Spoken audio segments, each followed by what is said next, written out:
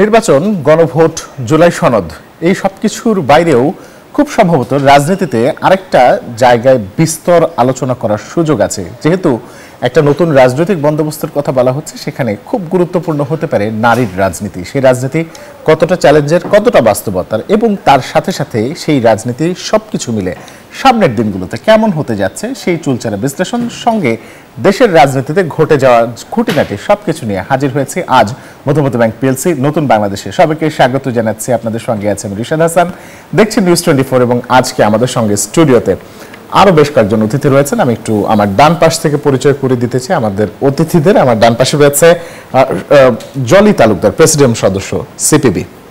এছাড়া আমাদের সঙ্গে স্টুডিওতে উপস্থিত আছেন শাম্মী আক্তার, সদস্য বিএনপি মিডিয়া সেল, এবং আমাদের সঙ্গে কিছুক্ষণের মধ্যেই যুক্ত হবেন মনিরা শারমিন, যুগ্ম আহ্বায়ক এনসিপি। আমাদের আজকের যে আলোচনার বিষয় সেটি হলো রাজনীতিতে নারীর চ্যালেঞ্জ। সেই চ্যালেঞ্জটা আসলে কতখানি সামনের দিনগুলোতে আসলে সেটি কতখানি কঠিন এবং সহজ হতে যাচ্ছে। আমি একটু শুরু করতে চাই সিপিবির জলি তালুকদার, আপনাকে দিয়ে একটু বলবেন যে যেই নতুন রাজনৈতিক বন্দোবস্তের কথা বলা হচ্ছে, সেখানে নারীদের ক্ষেত্রে রাজনীতি করা কতটা সুবিধার, কতটা কঠিন? আপনাদেরকে ধন্যবাদ দিয়ে শুরু করতে চাই। প্রথমত, নারীদের জন্য সবসময় রাজনীতি একটা চ্যালেঞ্জের ব্যাপার, কারণ আমাদের পুরা ব্যবস্থাটাই একটা পুরুষতান্ত্রিক ব্যবস্থা। এটা সরকার বলেন, ইভেন রাজনৈতিক দলগুলো প্রচণ্ড পুরুষতান্ত্রিক কাঠামোর মধ্যেই থাকে। আর আমরা অভ্যুত্থানের মধ্য দিয়ে যে পরিস্থিতি তৈরি করেছিলাম নারীদের পক্ষ থেকে, আপনারা জানেন যে অভ্যুত্থানে নারীরা জীবন দিয়েছে এবং ব্যাপকভাবে নারীরা অভ্যুত্থানে অংশগ্রহণ করেছে। কিন্তু অভ্যুত্থানের পরবর্তীতে নারীদের কোথাও দেখা যাচ্ছে না।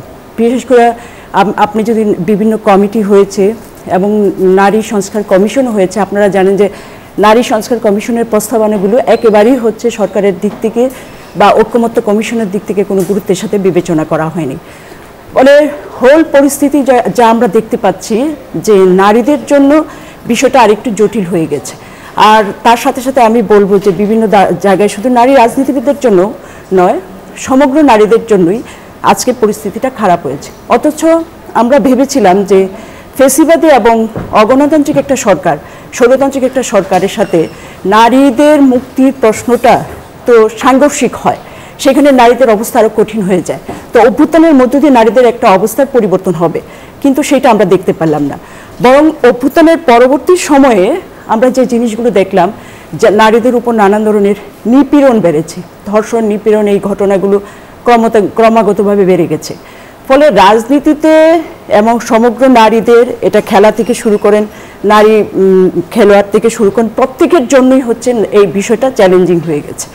ফলে আমি মনে করি অভ্যুত্থানের আকাঙ্ক্ষার জায়গা থেকে নারীরা যে ব্যাপকতরভাবে অংশগ্রহণ করেছিল, সেই আকাঙ্ক্ষার কোনো প্রতিফলন আসলে এই গত 1.5 বছরে এই অন্তর্বর্তীকালীন সরকার দেখাতে পারেনি। জি, অনেক অনেক ধন্যবাদ। শাম্মী আক্তার, আপনার কাছে আসতে চাই। একটু বলবেন যে জামাত ইসলামের নারী শাখা এবারে আসন্ন যে জাতীয় নির্বাচন, সেখানে তাদেরকে গেম চেঞ্জার বলা হচ্ছে। তারা মানুষের বাড়ি বাড়ি গিয়ে একেবারে তাদের ঘরে ঘরে গিয়ে ভোট চাওয়ার মতো কাজও তারা করছে। এরকমটি বিভিন্ন গণমাধ্যমের খবরে আসছে এবং জামাতের বিভিন্ন শাখা থেকে এই ধরনের খবর আমরা পাচ্ছি। তো সেক্ষেত্রে অন্যান্য সব দলই তো টুকটাক নারী নেত্রী রয়েছেন এবং বেশ কিছু জায়গা থেকে তারা বিভিন্ন আসন থেকে তারা লড়বেন। তারা আসলে এই জায়গাটিকে আসলে কিভাবে সামাল দেবেন? ধন্যবাদ আপনাকে এবং আপনার মাধ্যমে আপনাদের যারা দর্শক আছেন, তাদের সবাইকে, সহ আলোচক আছেন 2 জন, তাদেরকেও শুভেচ্ছা জানাচ্ছি। দেখুন, উনি যেটা বলছিলেন যে নারীদের জন্য রাজনীতিটা মূলত খুবই চ্যালেঞ্জিং, সেই জায়গায় থেকে জামাত যেটা করছে, জামাত ধরেন ওরা শুধু নারীদের ব্যাপারে না, ওরা তো একটা বহুরূপী আচরণ ওরা করে যাচ্ছে। ওরা ধরেন 17 বছর ফ্যাসিস্ট আমলে ওরা মানে গুপ্ত রাজনীতি করেছে, যেটা খুবই ভয়ঙ্কর একটা দিক রাজনীতির। ওরা নিজেদের পরিচয় আত্মগোপন করেছে, তার মানে হচ্ছে ওরা হচ্ছে বহুরূপী। ওরা রূপ বদলিয়ে ওরা অন্যভাবে রাজনীতিটা করেছে। 71-এ ওরা আমাদের স্বাধীনতার বিরোধিতা করেছে। 71 পরবর্তী সময়ে এত বছর পার হয়ে এসেও এরা কতখানি পরিবর্তিত হয়েছে, এটা সময় বলে দিবে যে এরা কতখানি ওদেরকে পরিবর্তন করতে পেরেছে বলে আমরা মনে করছি না। এই জন্য যে ওরা দেখুন জান্নাতের খবর দিয়ে বাড়ি বাড়ি নারীদেরকে পাঠাচ্ছে, নারী কর্মীদেরকে পাঠাচ্ছে, কিন্তু ওদের মনোনয়নের ক্ষেত্রে ওরা কিন্তু নারীদেরকে এখনো নাম ঘোষণা করেনি। তার মানে ওই জায়গাটায় ওরা কিন্তু আমি একটু একটু 10 সেকেন্ডের জন্য একটু থামাতে চাই। আমাদের সঙ্গে যুক্ত হয়েছেন মনিরা শারমিন, যুগ্ম আহ্বায়ক এনসিপি। আপনাকে স্বাগত আমাদের আলোচনায়। সামনে একটা আমরা আপনার কথায় ফিরছিলাম। হ্যাঁ, তো ওরা এই যে কাজটা করছে, ওরা কর্মী হিসেবে নারীদেরকে বাড়ি বাড়ি পাঠাচ্ছে জান্নাতের খবর দিয়ে, যেটা ইসলাম ধর্মও কিন্তু এটা অ্যালাউ করে না। কারণ জান্নাত মানে কাউকে কিন্তু ইজারা দেওয়া হয়নি। জান্নাত একটি সার্বজনীন ব্যাপার। যারা ইসলাম ধর্মে বিশ্বাস করে তারা মানে আল্লাহতে বিশ্বাস করে, এক আল্লাহ বিশ্বাস করে এবং আল্লাহর ইবাদত বন্দিগি করে তারা জান্নাতে যেতে চায়। সেই ক্ষেত্রে কোনো রাজনৈতিক দলকে তো আল্লাহ তাআলা ইজারা দেননি যে আমার জান্নাতের ইজারা তোমাকে দিলাম। তো সেটা জামায়াত কিভাবে করছে সেটা তারা ভালো বলতে পারবে, কিন্তু তারা কতটা মানে দ্বিচারিতা করে আপনি দেখেন। তারা কর্মীদেরকে পাঠাচ্ছে জান্নাতের খবর দিয়ে, অ্যাট দ্য সেম টাইম তারা কিন্তু তাদের যে মনোনয়নগুলো ডিক্লেয়ার করেছে বিভিন্ন নির্বাচনী এলাকায়, সেখানে এখনো পর্যন্ত কোনো নারীর নাম কিন্তু তারা ঘোষণা করেনি। এবং তারা বিভিন্ন জায়গায় দেখবেন যে নারী বিদ্বেষী কথাবার্তা বলে, এবং রাজশাহীতে আমাদের 2 জন নারী কর্মীকে তারা মানে ফিজিক্যালি তারা অ্যাসল্ট করেছে, তাদেরকে মারধর করেছে। তো এই ন্যাক্কারজনক ঘটনাগুলো তারা ঘটিয়ে যাচ্ছে। জামাতে ইসলামী কখনোই নারীবান্ধব দল নয়। নারীবান্ধব দল যেহেতু নয়, তাদের কাছ থেকে নারীবান্ধব কোনো কর্মসূচি আশাও করা যায় না। তারা চেষ্টা করে নারীদেরকে মানে দাসত্ব প্রথা যেভাবে ছিল ওরকম তারা চায় যে নারীদেরকে ঘরবন্দি করে রেখে বাকিটা, যেমন ইতিমধ্যে তারা বলেছে যে কর্মঘণ্টা মানে 5 ঘন্টা তারা দিবে নারীদেরকে। মানে একটা মানে এটা চতুর একটা প্রক্রিয়া যে 5 ঘন্টা করে তারপরে আস্তে আস্তে নারী কর্মীদেরকে যাতে বিভিন্ন প্রতিষ্ঠানে যাতে চাকরি না দেওয়া হয়, সেই প্রচেষ্টাটাও তারা হয়তো ভবিষ্যতে চালিয়ে যাবে। কাজেই নারীদের জন্য সামনের দিনগুলিতে আরও মানে মোর চ্যালেঞ্জিং হয়ে যাচ্ছে পথ চলাটা। তো বাংলাদেশের নারীরা অত্যন্ত সাহসী। তারা 71-এও ভূমিকা রেখেছে, 52-এ ভূমিকা রেখেছে, 24-এর গণ-অভ্যুত্থানে ভূমিকা রেখেছে, 90-এর গণ-অভ্যুত্থানে ভূমিকা রেখেছে। আমি মনে করি যে আমাদের নারীরা এই চ্যালেঞ্জ মোকাবেলা করেই এগিয়ে যাবে ইনশাআল্লাহ। অনেক অনেক ধন্যবাদ। মনিরা শারমিন, আপনার কাছে আসতে চাই। আমরা আজকে যে বিষয় নিয়ে মূলত আলোচনা করছি সেটা হলো রাজনীতিতে নারীর চ্যালেঞ্জ। এটা আমাদের প্রথম পর্বের আলোচনার বিষয়। একটু বলবেন যে বট আইডি, সাইবার বুলিং সহ নারীদের জন্য সামনের দিনের রাজনীতিতে আর কোন কোন চ্যালেঞ্জগুলো অপেক্ষা করছে? ধন্যবাদ। যারা দেখছেন তাদের শুভেচ্ছা, এবং আমার সহ আলোচক যারা উপস্থিত আছেন আপনাদের শুভেচ্ছা। দেখেন, আমাদের তো প্রত্যেকেই মানে আমি অন্তত এখানে যারা বসে আছি আমরা প্রত্যেকেই কিন্তু আসলে এই সাইবার স্ফিয়ারে, এই সাইবার বুলিংয়ের শিকার আমরা সবসময় হই। এরকম হয়েছে যে আসলে সত্যিকার অর্থে যে একই কথা হয়তো আমার একজন পুরুষ সহযোদ্ধা তিনি বলছেন আর আমি বলছি, আমার যে ক্লিপটা আছে এর নিচে যে আসলে কমেন্ট সেটা পড়বার উপায় নেই, এবং যাচ্ছে তাইভাবে আসলে সেখানে মন্তব্য করা, এবং সেটি শুধু আসলে কোনো একটি রাজনৈতিক দল না, এখানে আসলে নারীদের আসলে এই নেতৃত্ব স্থানীয় জায়গায় দেখতে আমাদের সামাজিকভাবে একটা নেতিবাচকতা আছে আমাদের মধ্যে। সুতরাং এই জায়গাতে তো আসলে আমাদের দলমত নির্বিশেষে নারীদের আসলে এই সংকটটা একই। তো আরো একটা বিষয় হচ্ছে সামনের সংকট যদি বলেন, সেখানে হচ্ছে আমি এই সংকটগুলো দেখতে পাই যে দেখেন এই যে আমরা আসলে সবাই তো সব দলের থেকেই কিন্তু বলে যে যখন আসলে ক্ষমতায় যায়, যেমন আমরা আওয়ামী লীগকে দেখেছি এত বছর যে নারী ক্ষমতায়ন, এবং আমি বাংলাদেশের প্রেক্ষাপট যদি বলি সবচেয়ে বেশি ক্ষমতায় বেশি দিন ক্ষমতায় ছিল বাংলাদেশের নারী, তারপরেও নারীর নেতৃত্বের অবস্থা খুবই খারাপ। এবং আপনি কখনো দেখবেন না যে কোনো একজন স্কুলের স্টুডেন্ট সে কখনো বলছে যে আমি বড় হয়ে প্রধানমন্ত্রী হব, কারণ বাংলাদেশে নারী নেতৃত্ব সেই জায়গাটা নিয়েই যেতে পারেনি যে আমাদের বাচ্চারা তারা স্বপ্ন দেখবে যে আমি বাংলাদেশের প্রধানমন্ত্রী হব বা আমি আসলে অমুক হতে চাই। দেখবেন না যে কখনো একটা বাচ্চা বলবে যে আমি আসলে খেলোয়াড় হব, কারণ এই জায়গাগুলোতে এনকারেজই করা হয় না। সুতরাং সেই জায়গায় এই চ্যালেঞ্জিং পেশাগুলো নেওয়ার ক্ষেত্রে আমাদের সামাজিক এবং পারিবারিক দুই জায়গা থেকেই সংকট একটা আছে, কারণ সমাজ আসলে ঠিকভাবে গ্রহণ করে না, সেজন্য পরিবারেরও এক ধরনের আস্থাহীনতা এবং এক ধরনের ইনসিকিউরিটির মধ্যে তারা থাকে। এই ক্ষেত্রে দেখেন রাজনৈতিক দলগুলো কিন্তু খুব বেশি এগিয়ে আসেনি সত্যি কথা বলতে। এবং আমি যদি বলি যে এখানে বিএনপির পক্ষ থেকে আপা আছেন, বিএনপির পক্ষ থেকে এবার যে নমিনেশন দিল সেখানেও কিন্তু আমরা দেখলাম যে আমরা সব সময় যাদের আসলে এই গত 17 বছর যেখানে আসলে বিএনপির যে স্ট্রাগলগুলো করেছে, সেখানে যে নারী নেতৃত্বরা সামনে এসে যেখানে হামলার ভয় ছিল, তাদের পুরুষ সহযোদ্ধা যারা ছিলেন তাদের আসলে জেল খাটতে হয়েছে, সেখানে বিএনপির পক্ষ থেকে দলীয় স্ট্যান্ডটা যারা আসলে জারি রেখেছে, যে বিষয়ে কথা বলাগুলো জারি রেখেছে, সেই মানুষগুলোকে কি আমরা সামনে আসতে দেখিনি কিন্তু। এবং আপনি খুব কথার মাঝখানে একটা ছোট্ট কথা বলেছেন যে টুকটাক নারী যারা নমিনেশন পেয়েছে, আসলেই নারীরা আসলে টুকটাকই নমিনেশন পেয়েছে। বিএনপির মতো এত বড় একটা দলে মাত্র 10 জন নারী, এবং সেটা আমি যদি বলি বেগম খালেদা জিয়া সহ। সুতরাং এই জায়গাতে 237 জনের মধ্যে 10 জন নারী যদি হন, সেই জায়গা থেকে, এবং আজকে বোধহয় একজন যুক্ত হয়েছেন শামা ওবায়দ আপা, 10টি আসনে, ম্যাডাম 3টা আসন, বাকি 7টা। সুতরাং মোটেই আসলে ম্যাডাম তো কোটার মধ্যেও পড়েন না। জি, তো সেই জায়গা থেকে আসলে নারীদের সামনে আনার ক্ষেত্রে আমাদের এক ধরনের কার্পণ্যতা আছে। এবং আমি জামাতের কথা যদি বলি, আপনি জামাতের কথা বলছিলেন, আমার একটি ব্যক্তিগত অভিজ্ঞতা আমি শেয়ার করি। গত রোজায় জামাতের পক্ষ থেকে একটা ইফতারের আয়োজন করা হয়েছিল, সেখানে আমাদের দাওয়াত দেওয়া হয়েছিল। তো আমার স্বাভাবিকভাবে আমাদের দল থেকে আমরা 2 জন গেছিলাম। আমি একমাত্র নারী যিনি তাদের আসলে এই আমন্ত্রণে গেছি। আমাদের দল থেকে 2 জনকে পাঠানো হয়েছে। আমি যাওয়ার পরে আসলে আমার কাছে মনে হয়েছে যে আমি কোথায় আসলাম। তাদের ইফতার মাহফিলে একজনও নারী নেই। আর সেই দল যখন বলে যে নারীদের আসলে তারা সামনে আনবে, এবং এখানে যত ধরনের প্রবণতা দেখি আমরা, যে নেতিবাচক প্রবণতা দেখি যে নারীদের আসলে কিভাবে আরো ঘরে রাখা যায়, সেখানে আসলে তারা বাংলাদেশের রাজনীতি কিভাবে করবে এটি আমার মনে প্রশ্ন জাগে। এবং তারা আবার ক্ষমতায় যাওয়ারও আশা করছেন আমরা দেখছি, এবং নিজেদের বড় দল হিসেবেও দাবি করছেন ইদানিং।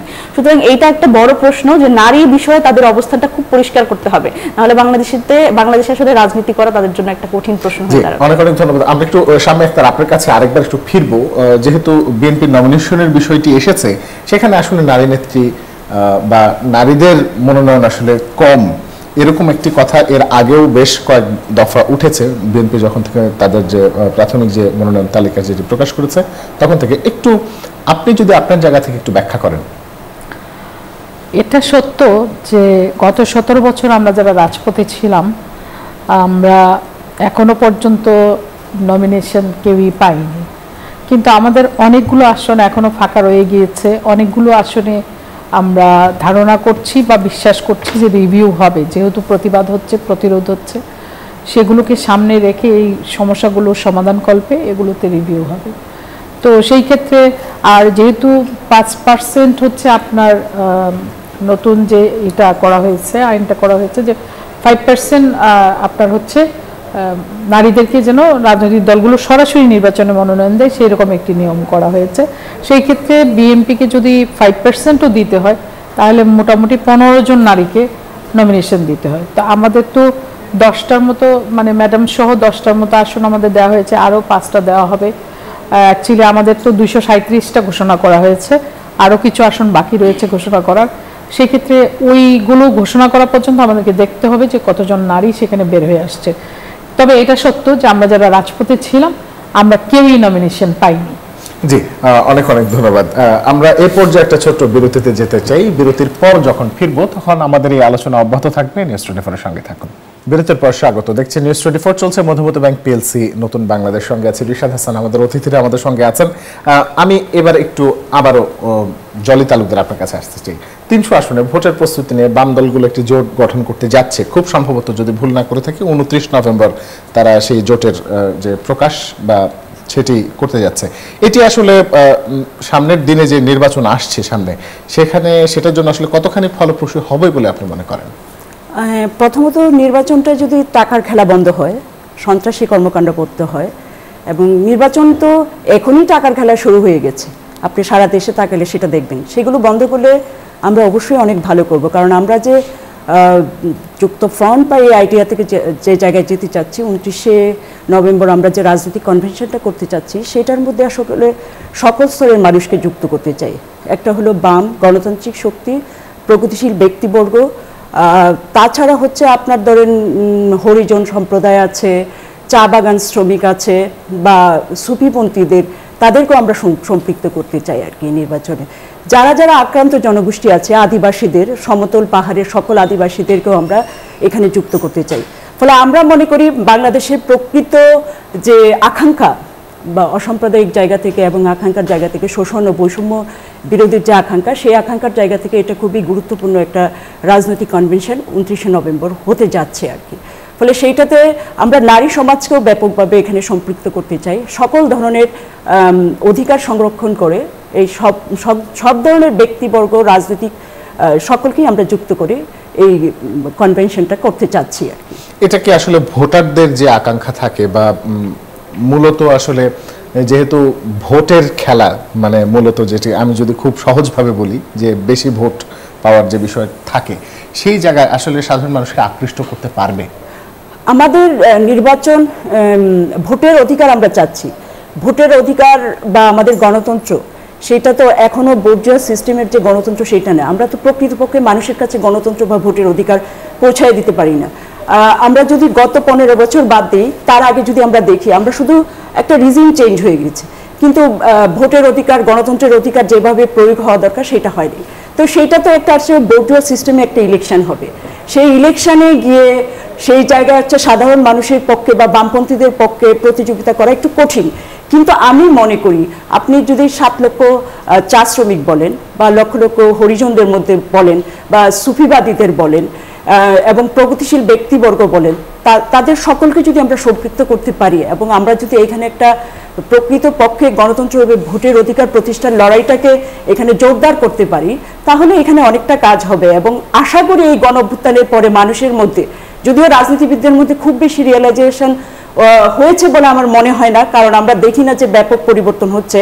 কারণ আমরা রিসেন্টলি, আমি একটু বলতে চাই, আমাদের নতুন যে দল হলো আর কি এনসিপি, এটাকে আমার একটু, এই দলকে আমার একটু ডাইভার্সন প্রজেক্ট মনে হয়। কারণ তরুণরা যেভাবে, নারীরা যে আকাঙ্ক্ষার জায়গা থেকে এই দলের সাথে যুক্ত হওয়ার কথা ছিল, আমরা গত 15 বছর লড়াই করেছি, তারপরে অভ্যুত্থানের মধ্য দিয়ে এই দলের সাথে যেভাবে সম্পৃক্ত হওয়ার কথা ছিল, আমাদের সাথে যুক্ত হওয়ার কথা ছিল, এবং অন্যান্য দলগুলোর সাথেও তরুণদের যেভাবে যুক্ত, নারীদের যেভাবে যুক্ত হওয়ার কথা ছিল, হয় নাই। কারণ এখানে সমন্বয়কদের মধ্যে যে করাপশন ঢুকে গেছে এবং যে চিত্রটা আগে আমরা দেখেছি, সেই একই বিষয় আমরা দেখতে পাচ্ছি। ফলে একই ঘটনার যদি পুনরাবৃত্তি হয়, সেটার পরিবর্তন করা কঠিন। সেই জন্য এই লড়াইটাকে আমরা অব্যাহত রাখতে চাই। জি, অনেক অনেক ধন্যবাদ। মনিরা শারমিন, আপনার কাছে আসি। ডাইভার্সন, করাপশন, এইসব কারণেই কি আসলে আমি যদি বলি যে সদ্য অব্যাহতি পাওয়া মুনতাসির মাহমুদ, তিনি ফেসবুক একটি স্ট্যাটাস দিয়েছেন এবং সেখানে বলেছেন সুষ্ঠু ভোট হলে এনসিপি কোনো আসনই পাবে না, জামায়াত জিতবে। আসলে কি এইসব কারণেই কি তিনি এরকম মন্তব্য করেছেন, নাকি এই মানে স্থায়ী অব্যাহতি পাওয়ার জন্য এরকম করেছেন? দেখেন, প্রথমত মুনতাসির মাহমুদ কেন অব্যাহতি পেলেন এটি আগে বুঝতে হবে। উনি কিন্তু সাংগঠনিক শৃঙ্খলা ভঙ্গের অভিযোগ এবং ওনার ব্যাপারে যে অভিযোগটি ছিল সেটি কিন্তু বড় ধরনের অভিযোগ। একটি সরকারি প্রতিষ্ঠানে তিনি এক ধরনের, আমি যদি বলি যে মব ক্রিয়েট করে সেই প্রতিষ্ঠানে নানান ধরনের, সেটার ওনার ভাষায় সেটা অপকর্ম, এই বিষয়গুলো যেভাবে আসলে ডিল করা উচিত, এবং দেখা গেছে যে একটি দলের প্রতিনিধিত্ব হয়ে উনি আসলে বিভিন্ন জায়গায় গিয়ে নানান ধরনের কাজ করেছিল। সুতরাং সেই জায়গা থেকে ওনাকে কিন্তু সাংগঠনিকভাবে অব্যাহতি দেওয়া হয়েছে। এবার একজন অব্যাহতি প্রাপ্ত যিনি দল থেকে চলে গেছেন, দলে এখন নেই, উনি দলের প্রতিনিধিত্ব করছেন না, উনি কিন্তু ওনার ব্যক্তিগত ক্ষোভ থেকে নানান কিছুই বলতে পারেন। এবার সেটি আসলে কতখানি সত্য সেটি প্রমাণের দাবি রাখে। অভিযোগ তো আসলে যে কেউ করতে পারে, কিন্তু এবং অভিযোগ সবসময়, এটা আমরা অ্যাপ্রিসিয়েট করি, যে কেউই অভিযোগ করতে পারে। তবে আমার মনে হয় যে এই ভেগ অভিযোগ থেকে বের হয়ে আসলে প্রমাণ, এবং আসলে প্রমাণ যদি সামনে আনা হয় তাহলে সেই জায়গা থেকে একটু সুস্পষ্টভাবে আমরা জানতে পারি। আমি জানি না আসলে উনি কোন কিসের কথা বলছেন। এবং আরেকটা ব্যাপার আপা যেটি বললেন, যে সত্যি কথা বলতে যে এই অভ্যুত্থানের পরে আমরা নানান ধরনের প্রোগ্রাম করেছি, নারীরা কোথায় গেল, তরুণ রাজনৈতিক দল এনসিপির সাথে নারীরা থাকবে, অথবা বৈষম্য বিরোধী ছাত্র আন্দোলনে যে নারীরা ছিলেন বা আন্দোলন থেকে আসলে নারীরা কেন ঘরে ফিরে গেলেন, এই ধরনের নানান আমরা প্রোগ্রাম দেখেছি অভ্যুত্থানের পরে। কিন্তু সত্যিকার অর্থেই আমি যদি এভাবে বলি যে রাজনৈতিক দলগুলো সামনে আসলে কি দিতে পেরেছে যে নারীরা যাতে রাজনীতিতে আসে। দেখেন, এই যে সাইবার বুলিং এর কথা আপনি বললেন, সেই জায়গাটা তো সেম আছে। এবং আপনি যদি দেখেন যে ইসলামিক এক ধরনের গোষ্ঠী তৈরি হয়েছে যারা কিন্তু নারীরা যাতে আরো ঘরে থাকে সেই জায়গাতে তারা কিন্তু অ্যাক্টিভলি কাজ করছে। কর্মঘণ্টা কমিয়ে বলেন, এবং আমরা একদম যদি বলি 5 আগস্টের পর আমরা দেখেছি যে ফুটবল খেলোয়াড় যারা, তারা হাফ প্যান্ট পরেছেন কেন, তাদের পোশাক নিয়ে কথা বলেছেন এবং তাদের আসলে খেলা বন্ধ করে দেবার একটা পায়তারা চলছিল। সুতরাং এই যখন পরিস্থিতি, সেখানে কিন্তু আসলে কোনো রাজনৈতিক দল, নতুন রাজনৈতিক দল যতই হোক, আমরা যতই নতুন বন্দোবস্তের কথা বলি, যদি সামনে এক ধরনের প্রেসিডেন্ট সেট না করতে পারি নারীদের রাজনীতিতে আসার ক্ষেত্রে বা তরুণদের রাজনীতিতে আসার ক্ষেত্রে, আপনি দেখেন এই যে নির্বাচনের কথা যখন বলছি, দেখছি আমরা। করাপশনের অভিযোগ যে কেউ যে কারোর বিরুদ্ধে দিতে পারে, কিন্তু অবশ্যই তথ্য প্রমাণ থাকলে আমরা কিন্তু দল থেকে সেই জায়গা থেকে অ্যাকশন নিতে পারি। এখন ঢালাওভাবে যদি বলা হয় যে এনসিপির সবাই আসলে দুর্নীতিগ্রস্ত, এটি আবার একটু বেশি হয়ে যায়, এই ধরনের কথাবার্তা একটু আপত্তিকর। আমি যদি বলি আমার আসন নওগাঁ 5, সেখানে আসলে যখন নির্বাচন, আমি যেটা শুনেছি যে আগে যিনি ছিলেন নওগাঁ 5-এ নির্বাচন করেছেন, তার মোট নির্বাচন ব্যয় ছিল 70 কোটি টাকা। সুতরাং এই জায়গাতে আমার মতো মানুষ যার ব্যাংকে 70 লাখ টাকা, 7 লাখ টাকাও নাই, 1 লাখ টাকাও নাই আমার ব্যাংকে, সুতরাং সেই মানুষটা আসলে কিভাবে সেখানে নির্বাচন করবে? এবং এই যে তরুণদের যে রাজনীতিতে আনা, এবং আমরা বারবার করে বলছি নারীদের রাজনীতিতে আসতে হবে, নারীদের সংসদে যেতে হবে, সেই জায়গাতে আমরা কি আসলে সেই স্পেকট্রামটা তৈরি করতে পারছি কিনা রাজনৈতিকভাবে? এবং অন্য দলগুলো অলরেডি যে টাকার খেলা শুরু করেছে আমরা এলাকাগুলোতে দেখছি, সেটি কিন্তু মানে তাদের নির্বাচনী যে ব্যয়, আমরা যদি বলি যে ইসির পক্ষ থেকে যেটি বলা হয়েছে যে সর্বোচ্চ 25 লক্ষ টাকা একটি নির্বাচনী আসনে তারা খরচ করতে পারবে, সেটি তো অলরেডি তাদের পার হয়ে গেছে। সেই জায়গা থেকে আমার মনে হয় যে আমাদের রাজনৈতিক সংস্কৃতি পরিবর্তন করতে হবে এবং নারীদের বলেন বা তরুণদের বলেন রাজনীতিতে আসার একটি কারণ দেখাতে হবে আমাদের। জি, অনেক অনেক ধন্যবাদ। শামী আক্তার, আপনার কাছে আসি। ফরিদপুর বিএনপির 2 জন নারী প্রার্থী সেখানে লড়বেন। তাদের জন্য সবচেয়ে বড় চ্যালেঞ্জের জায়গাটা কি আসলে জামাত থেকে যারা নমিনেশন পেয়েছেন তারাই কিনা, বা আসলে সেই জায়গা থেকে তাদের জন্য আসলে জিনিসটা কতখানি চ্যালেঞ্জিং হবে? আমি যদি একটু বলি, শামা ওবায়েদ এবং নওয়াব ইউসুফ, তারা 2 জন নির্বাচন। আমি জানি ওখানে কারা আমাদের নমিনেশন পেয়েছে। তারা 2 জনই 2 প্রয়াত নেতার কন্যা। তো একজন আমাদের সাংগঠনিক সম্পাদক বিএনপির, আরেকজন হচ্ছেন মহিলা দলের জয়েন্ট সেক্রেটারি ছিলেন এবং উত্তরের সভাপতি ছিলেন। যাই হোক, তাদেরকে নমিনেটেড করা হয়েছে ইলেকশন করবার জন্য। তারা রাজনৈতিক প্রক্রিয়ার সঙ্গে জড়িত আছেন, যেহেতু দলের পদ পদবি তারা হোল্ড করছেন, তারা রাজনৈতিক কর্মকাণ্ডে ইতিপূর্বে জড়িত হয়েছেন এবং নির্বাচনী কর্মকাণ্ড চালানোর জন্য তারা তো প্রস্তুতি নিয়েই গেছেন। সেই ক্ষেত্রে প্রতিপক্ষ, তাছাড়া শামা ওবায়েদ তো আগেও ইলেকশন করেছেন, তো প্রতিপক্ষ সেটা জামাত হতে পারে, সেটা অন্য কোনো রাজনৈতিক দল হতে পারে, সেটা জেনে বুঝেই তারা নির্বাচনে অংশগ্রহণ করেছেন এবং সেটা মোকাবেলা করবার জন্য তাদের যা যা করণীয় তারা নিশ্চয়ই সেটা করবেন এবং আমরা আশা করব তারা জয়লাভ করে সংসদে আসবেন। জি, এমনিতে জামাত ইসলাম সহ সেখানে ইসলামী আন্দোলন এবং পরবর্তীতে আমরা দেখতে পাবো নিশ্চয়ই এনসিপিও তাদের প্রার্থী দিয়েছে। তো তখন আসলে মূল যে লড়াইটা, সেটি কি আসলে বিএনপি বনাম জামাত ইসলাম হবে, নাকি বিএনপি বনাম এনসিপি বা এরকম হতে পারে? আপনি কি ধারণা করছেন? অ্যাকচুয়ালি এটা তো নির্ভর করবে রাজনৈতিক পরিবেশের উপরে। মানে ধরেন এখনো তো তফসিল ঘোষণা হয়নি, এখনো আমাদের অস্ত্র উদ্ধার অভিযানগুলো এখনো চালানো হয়নি ওইভাবে। 2 দিন আগেও আমাদের যুবদল নেতাকে মিরপুরে গুলি করে হত্যা করা হয়েছে। সারা দেশে এই ঢাকাতেই আপনি ধরেন গত 10 মাসে 158 জনের মতন খুন হয়ে গেছে। তো এই যে মানে খুনগুলো হচ্ছে, সিরিয়াল কিলাররা এসে মানে কিল করে চলে যাচ্ছে, এইগুলো তো থামাইতে হবে, তাই না? আপনার একটা নির্ভয়ে নির্বিঘ্নে একটা মানুষ ভোট কেন্দ্রে যাবে, ভোট দিবে, সেই পরিবেশই তো এখনো তৈরি হয়নি। সেই পরিবেশ তৈরি হোক, তারপরে দেখা যাবে কারা হচ্ছে ওইখানে মোকাবেলা করতে আসেন। তাছাড়া এটাও সত্য যে খুনি হাসিনাকে আপনি রায়ের মাধ্যমে দণ্ডিত করেছেন, এখনো কার্যকর করতে পারেননি। আমি তারপরেও এই সরকারকে সাধুবাদ জানাবো, যেহেতু তারা সাহস করে এই রায়টুকু বাস্তবায়ন করতে উদ্যোগ গ্রহণ করেছেন এবং আদালতে এই রায় দিয়েছেন। এখন আওয়ামী লীগের যে লক্ষ লক্ষ নেতাকর্মী বাংলাদেশে ছিল, তারা তো আর পালিয়ে সবাই ইন্ডিয়াতে চলে যেতে পারেনি বা অন্যান্য দেশে চলে যেতে পারেনি। ব্যাপক ভোটার যারা বাংলাদেশে রয়ে গিয়েছে, তারা কি মানে তাদের ভোট কি বাজেয়াপ্ত করা হচ্ছে? মানে তারা কি ভোট দিতে পারবে না? ডেফিনেটলি তারা ভোট দিতে যাবে। এই ভোটটা কোন পক্ষে যাচ্ছে, এটাও তো একটা বড় প্রশ্ন। বা আওয়ামী লীগ কি আদৌ মানে নির্বাচনে কি অংশগ্রহণ করতে পারবে? যদি না করতে পারে, তাহলে তাদের যে ব্যাপক ভোটার যারা বাংলাদেশে রয়ে গিয়েছেন, তারা কি ভোট দেবেন না?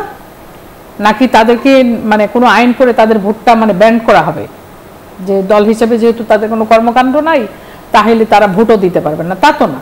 তার মানে as a voter say vote দিতে পারবে। সেই ভোটটা কোথায় যাচ্ছে, এটাও একটা বড় প্রশ্ন। জি, অনেক অনেক ধন্যবাদ। শামী আক্তারের বেশ কিছু প্রশ্ন রইল এবং সেই প্রশ্নগুলো নিয়েই আমরা ফিরবো ছোট্ট একটা বিরতির পর। সঙ্গে থাকুন। বিরতির পর স্বাগত আরেকবার দেখছি নিউজ 24 চলছে মধুমতি ব্যাংক পিএলসি নতুন বাংলাদেশ সঙ্গে আছে রিশাদ হাসান আমাদের অতিথি আছেন। শাম্মী আক্তার, আপনাকে দিয়ে এবারে শুরু করতে চাই। একটু বলবেন যে জামাত ইসলাম সহ যে 8 দল তারা নির্বাচনী আসন সমঝোতা করতে চায়, এটাকে তারা বলছে নির্বাচনী একটা নতুন কৌশল, সেই কৌশল মোকাবেলা করতে বিএনপি কি প্রস্তুত? বিএনপি তো সকল কৌশল মোকাবেলা করেই এই পর্যন্ত আসছে এবং সামনে যত কৌশল আসবে সকল কৌশল মোকাবেলা করেই আমরা এগিয়ে যাব ইনশাল্লাহ। আমরা তো আমাদের প্রার্থী ঘোষণা দিয়েছি তফসিলের আগে, এই প্রথম, এর আগে আমরা কখনো এটা করিনি। তা আমরা যত রকমের কৌশল মানে সামনে আমাদের আসবে আমরা সব কিছু মোকাবেলা করেই এগিয়ে যাব এবং আমরা আমাদের ভারপ্রাপ্ত চেয়ারম্যানের আজকে জন্মদিন, আমরা অনেক অনেক শুভেচ্ছা জানাই তাকে আপনার এই অনুষ্ঠানের মধ্য দিয়ে। তো উনি যেটা ঘোষণা করেছেন যে বাংলাদেশের সংস্কারের কথা বারবারই বলা হয়, সংস্কারের কথা বলতে গিয়ে বিএনপি কিন্তু ইতিমধ্যে 31 দফা ঘোষণা করেছে এবং আমাদের মূল যে থিমটা সেটা হচ্ছে যে আমরা বাংলাদেশের সকলকে নিয়ে বাংলাদেশটাকে গড়তে চাই এবং সকল রাজনৈতিক দলকে সাথে নিয়ে আমরা এগিয়ে যেতে চাই। আমরা একা সরকার পরিচালনা করতে চাই না। এই যে চিন্তাটা, এটা আমাদের ভারপ্রাপ্ত চেয়ারম্যান তিনি করেছেন এবং তিনি 31 দফাও দিয়েছেন এবং রাজনৈতিক দলগুলোকে সঙ্গে আলাপ আলোচনা করেই সেটা দিয়েছেন। ঠিক আছে, সাধারণ মানুষের সঙ্গে আমরা সেই মত বিনিময় করে তাদের চিন্তাভাবনাটাও এখানে তুলে এনেছি। তো কাজেই আমরা সকল কৌশল মোকাবেলা করার জন্য আমরা সার্বিকভাবে প্রস্তুত আছি এবং আমরা এইগুলো মোকাবেলা করেই এগিয়ে যাবো ইনশাল্লাহ। জি ধন্যবাদ। আপনার কাছে আমরা আবারও আসবো। মনিরা শারমিন, একটু আপনার কাছে আসতে চাই। বলবেন যে জাতীয় পার্টির মহাসচিব রুহুল আমিন হাওলাদার তিনি বলেছেন টার্গেট কিলিং আর অগ্নি সন্ত্রাস এটি নিয়ে তিনি উদ্বেগ প্রকাশ করেছেন। হঠাৎ করে অনেকদিন পর মাঝে মাঝে জাতীয় পার্টির আমরা দেখতে পাই যে তারা কিছু কিছু বিবৃতি দেন, এই বিবৃতি নিয়ে আপনার মন্তব্য কি? দেখেন, জাতীয় পার্টির তো আসলে মানে এই বিবৃতি দেওয়ার কারণ আমি জানি না। বিষয়টা হচ্ছে যে তারা তো আসলে গত 17 বছর আওয়ামী লীগের সাথে এক ধরনের নেগোসিয়েশনেই তো গৃহপালিত বিরোধী দল হিসেবে তারা সংসদে তাদের দায়িত্ব পালন করেছে। তো সেই জায়গা থেকে তারা মাঝে মাঝে বলেন, আমি সেদিন শুনছিলাম তাদের একজন দায়িত্বশীল শামীম হায়দার পাটোয়ারি উনি বলছিলেন যে নির্বাচন সুষ্ঠু হবে না, কোনো একটি টকশোতে উনি বলছিলেন। তো ওনাদের কাছে আসলে কোনোভাবে ওহি আসতে পারে যে নির্বাচন সুষ্ঠু হবে না বা নানান ধরনের বিশৃঙ্খলা হবে, এই ধরনের আসলে কোনো ওহি আসতে পারে, সেটা অবশ্য আমার জানা নাই। তবে তাদের ন্যারেটিভের মধ্যে আমি একটা বিষয় খুব খেয়াল করছি ইদানিং, যে এই যে নাশকতা, এই সমস্যা এবং এই কথাগুলো বারবার সামনে এনে নির্বাচনের পরিবেশ যেটা আসলে আমরা সামনে আশা করছি, ডক্টর ইউনূসও বলেছেন যে এই নির্বাচনটি হবে, কিন্তু নির্বাচন কেমন হবে এটি নিয়ে কিন্তু অনেকেরই প্রশ্ন। সেখান থেকে প্রধান উপদেষ্টা বলেছেন যে এটি হবে সর্বকালের সর্বশ্রেষ্ঠ নির্বাচন। সুতরাং সেই দিকে যখন সকল রাজনৈতিক দলেরই চোখ যে আমরা সেদিকেই যাচ্ছি, সেখানে এই ধরনের কথাবার্তা বলে এক ধরনের ভোটারদের মনে এক ধরনের আতঙ্ক তৈরি করা হচ্ছে কিনা, এটিও একটা গুরুত্বপূর্ণ বিষয়। এবং আরও একটি বিষয় হচ্ছে, দেখেন এখন কিন্তু শেখ হাসিনার যে রায় হয়েছে, এরপরে এই সরকার চেষ্টা করছে সেটি আসলে তাকে ফিরিয়ে এনে এই বিচার কার্যকর করার ক্ষেত্রে তারা অগ্রগামী ভূমিকা পালন করছে, আমি আজকে পর্যন্ত যা দেখলাম। তো সেই জায়গা থেকে আমরা আজকেও যেখানে যারা বসে আছি এবং এখন যেই দলগুলো আসলে নির্বাচন করবেন, তাদের কিন্তু একটা কমন শত্রু আছে, সেটা হচ্ছে আওয়ামী লীগ। এবং সেই সাথে সাথে আমরা বলছি যে জাতীয় পার্টিও, যেহেতু তারা একই সাথে ফ্যাসিবাদের দোসর হিসেবে কাজ করেছে, সেই জায়গা থেকে আমাদের এই মানে ফ্যাসিবাদী যে কাঠামোটা, যেটি পতিত সরকার, তাদের যে ষড়যন্ত্র, সেটা কিন্তু মোকাবেলা করার জন্য ঐক্যবদ্ধ থাকতে হবে এবং সকল রাজনৈতিক দলের এখানে কার্যকর ভূমিকা আছে। অনেক অনেক ধন্যবাদ। জলি তালুকদার, একটু আপনার কাছে আসি। একই দিনে সংসদ নির্বাচন এবং গণভোটের জন্য রাজনৈতিক দলগুলো একটা কর্মপরিকল্পনা চেয়েছে। এই কর্মপরিকল্পনা আসলে কি কি থাকা দরকার? প্রথমত হচ্ছে গণভোটটা কেন, কিসের উপরে ভিত্তি করে, এটা জুলাই সনদ। তো সেই জায়গায় আমাদের বক্তব্য খুব স্পষ্ট। আমরা বলেছিলাম যে জুলাই সনদ বা যে ঐকমত্য কমিশনের যে প্রস্তাবনাগুলো বাস্তবায়ন করবে নতুন সংসদ গঠন হওয়ার পরে, নতুন সংসদ সেটা বাস্তবায়ন করবে, কিন্তু সেইটা নিয়ে একটু জলঘোলা করা হচ্ছে। বরং আমরা বলেছিলাম সকলে সর্বসম্মত যেসব প্রস্তাবনাগুলোর সাথে একমত আছেন সেইগুলো হচ্ছে জনমত যাচাই করা যেতে পারে। ফলে এই গণভোট এবং একই দিনে জাতীয় সংসদ নির্বাচন ব্যাপারটা তো এখনও খুব স্পষ্টভাবে কোনো কিছু পরিকল্পনা বা সেটা কিভাবে বাস্তবায়ন হবে আমাদের সামনে আসলে আসে নাই। আর সবগুলো দলও সেটার সাথে একমত পোষণ করেনি। ফলে এটা নিয়ে নানান কথা এখানে আসলে রয়ে গেছে। আমি তার সাথে একটু দুইটা পয়েন্ট যুক্ত করতে চাই এই পরিকল্পনা এবং এর সাথে। সেটা হচ্ছে যে দেখেন, জামাত সম্পর্কে এখানে অনেকগুলো কথাই বলা হয়েছে। জামাত তো আসলে নারীদের মুক্তির প্রশ্নটা তারা চায় না। ৭১ সালে জামাত কি করেছে আমরা খুব স্পষ্টভাবে জানি, এবং আমাদের ২ লক্ষ মা বোন ধর্ষণের বিচার হয়নি। আমি আগের বিচার, এখন যেমন শেখ হাসিনার বিচার চাই এবং সেটা সুষ্ঠুভাবে হোক, মানে সেটা ভালোভাবে বিচার হোক। প্রত্যেকটা হত্যাকাণ্ডের, জুলাই হত্যাকাণ্ড আমার চোখের সামনে সেই হত্যাকাণ্ডগুলো ঘটেছে, সেটার বিচার আমি চাই। ৭১ সালে মুক্তিযুদ্ধের সময় যে ধর্ষণ এবং হত্যাকাণ্ডগুলো ঘটেছে সেটার বিচারও চাই। তো সেই জায়গা থেকে জামাত কখনো নারী মুক্তির প্রশ্নে সবসময় তারা বিরোধিতা করবে, তারা এটা চাবে না। আর আরেকটা বিষয় আমি নির্বাচন কমিশনকে বলতে চাই, আমরা নির্বাচন কমিশন ঘেরাও কর্মসূচি করব। ৫০,০০০ টাকা কেন জামানত দিতে হবে? নারীর পক্ষে, শ্রমিকের পক্ষে, এই দেশটা কি সব এলিট শ্রেণীর পক্ষের? শ্রমিক নারী তারা কি ইলেকশন করবে না? তাদের ৫০,০০০ টাকা যদি জামানত থাকে তাহলে সে কিভাবে ইলেকশন করবে? এই ইলেকশন সিস্টেমটাকেই চেঞ্জ করা দরকার। আর দুইটা দাওয়াত, একটা আমন্ত্রণ আমি জানাতে চাই, সেটা হলো আমরা প্রান্তিক জনগোষ্ঠীদের একটা কনভেনশন করেছি। আমরা ২৮ তারিখ, ২৯ তারিখ আমরা রাজনৈতিক কনভেনশন করব এবং ২৮ তারিখে আমরা নারীদের একটা রাজনৈতিক কনভেনশন করব, যেখানে আমরা নারী মুক্তির প্রশ্ন এবং নারীদের সামনের দিনের করণীয় বিষয়টা স্পষ্ট হবে এবং নির্বাচনের জায়গায় নারীদের ভূমিকাটা আমরা দেখতে চাই ভালোভাবে। জি, একদম আমরা শেষ পর্যায়ে চলে এসেছি। আমি একটা প্রশ্ন সবার কাছ থেকে একটু হানায় উত্তরটা নিতে চাইব। মহিলা ও মুসলিম ছাত্র প্রতিনিধি জুলাই যোদ্ধা সহ উপজাতিরাও এবার জামাত ইসলামের প্রার্থী হতে পারেন। এরকম যদি হয় তাহলে আসলে রাজনৈতিক দলগুলোর জন্য, অন্যান্য রাজনৈতিক দলগুলোর জন্য কি আসলে একটা চমক হবে কিনা? শাম্মী আক্তার, একদম খুব সংক্ষেপে, আমরা একদম শেষ মুহূর্তে আছি। না, এটা চমকের কি আছে? ওদের তো ওরা ডাকসুতেই তো অলরেডি অন্য ধর্মাবলম্বীদেরকে ওদের প্যানেলে নিয়ে আসছে। জি, অনেক অনেক ধন্যবাদ। মনিরা শারমিন, দেখেন, জামাতের তো আসলে এই স্ট্র্যাটেজিটা তারা আপা যেরকম বললেন ডাকসুতেও ফলো করেছে, এবং এটি কিন্তু তাদের এক ধরনের, আমি যদি বলি তাদের জামাতের যে এই ধরনের আদর্শিক রাজনীতি, সেই আদর্শিক রাজনীতি থেকে তারা একটু প্রো জামাত রাজনীতি করছে, এবং সেটি কিন্তু আবার তৃণমূলেও তাদের এক ধরনের সংকট তৈরি করছে। সুতরাং এটি তাদের জন্য দুই দিকেই আসলে সংকট সম্ভাবনা দুইটি আছে। জি, অনেক এটা একটা ক্যামোফ্লেক্স, এটা একটা ক্যামোফ্লেক্স। এটাতে আসলে নারীদের জন্য কিছু হবে না, অন্যান্য আদিবাসী বা অন্যান্য জনগোষ্ঠীর জন্য এটা কোনো প্রকৃতপক্ষে মুক্তির কোনো কাজ করবে না। জি, অনেক অনেক ধন্যবাদ আপনাদের তিনজনকে আজকে আমাদের এই আয়োজনে উপস্থিত হওয়ার জন্য এবং আপনাদের মূল্যবান মন্তব্যগুলো আমাদের সঙ্গে শেয়ার করবার জন্য।